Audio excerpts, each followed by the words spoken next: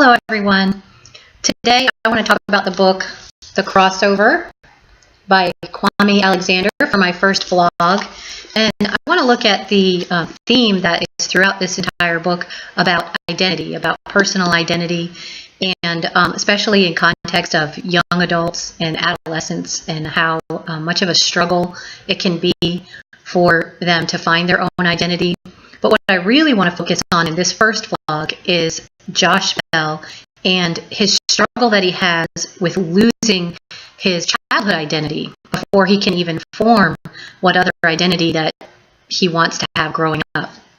And so first, if we're going to do that, we need to look at what his identity is. Who is he now? Who is his childhood identity? How is he identified? And we know that he is a twin, and so he identifies that way, or he is identified that way as a twin to Jordan.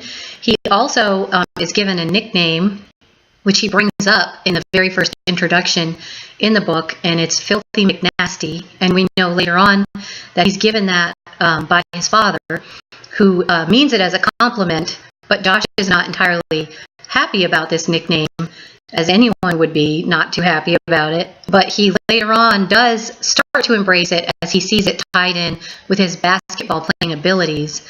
And so he does talk about himself in that way. And so he kind of embraces that part of his identity.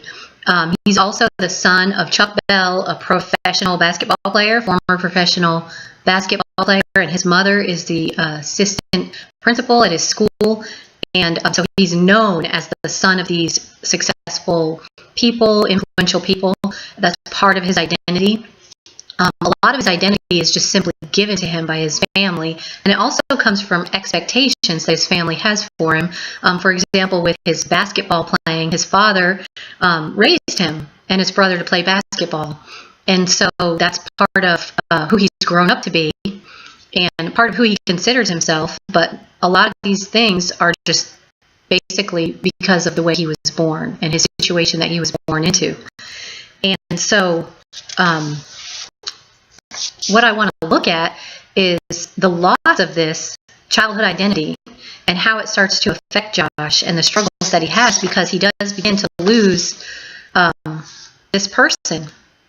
And he has to struggle to find out who really am I. And so first of all, on page 10, we see him writing, Filthy McNasty is a mythical man-child. And he's writing about himself here. And this poem overall has a positive tone, but that first line just really struck me as reading into Josh's heart and mind about himself. He doesn't really know who Filthy McNasty is, and he doesn't really believe that that's who he is. And so that's the first sign that he's losing this childhood identity that's just been basically given to him.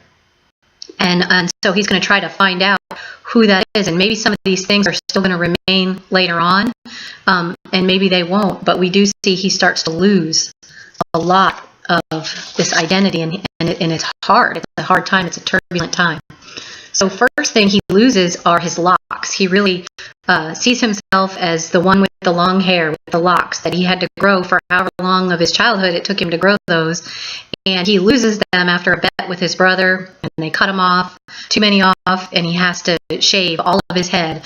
And so now he's lost that differentiated identity that he had from his twin brother. And people have to look twice to see which one is which one is Josh and which one is Jordan. And so he lost that individuality that those locks gave him. He calls it a calamity. In the book, when it happens, he writes a poem about it, and he calls it a calamity. So that was very hard for him. Also, on page 58, Josh is talking to his brother Jordan about his dad's health. And it seems like it's really coming home to him that his dad is not invincible.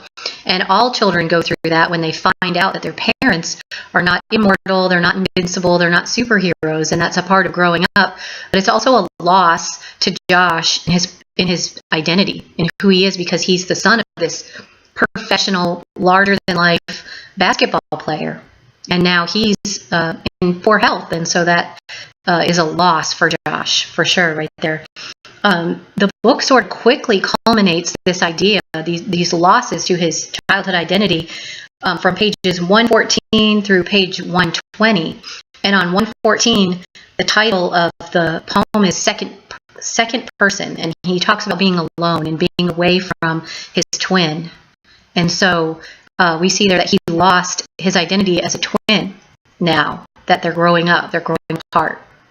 Third wheel, and he talks again about his brother being with a girlfriend all the time. And so if Josh wants to spend time with Jordan, he has to spend time with his girlfriend as well. He talks about the tipping point and his losing confidence in his grades. And I think that has a lot to do with his identity of who his mother sees him as and expects him to be as a really good student. And here he is struggling with his grades, or feels like he's going to struggle with his grades. And so there's a loss of his confidence in that part of his personality and that part of his identity. And the main reason I can't sleep, he talks about possibly losing his dad, or the sickness that his dad is fighting with, and also his brother, and the constant tension that they have because of this new girlfriend and because of growing up. And so after that point in the book, everything really culminates for Josh, and he gets angry and he hits his brother with a basketball in the face, and then he loses basketball. He gets suspended from the basketball team at a really important point in time. His dad's health gets even worse, and he keeps struggling just to find out who he is. He's often seems to be questioning that. And so we see this huge problem that Josh has in growing up, because now he's in the midst of this adolescent turbulence, and he has to decide or define himself or find out who he's going to be in all of these things that are happening in life around him. And he has to, sort of accept the loss of his childhood and enter into adulthood, and he has to begin to formulate how he's going to be, who his identity will be. And next blog, I want to talk about that some more from the Bushman and Haas section of their book, The Developmental Tasks Confronting Adolescence. And so I look forward to continuing to explore Josh's identity crisis and how he handles that in light of what Bushman and Haas have written. So thank you so much for listening, and I look forward to your comments.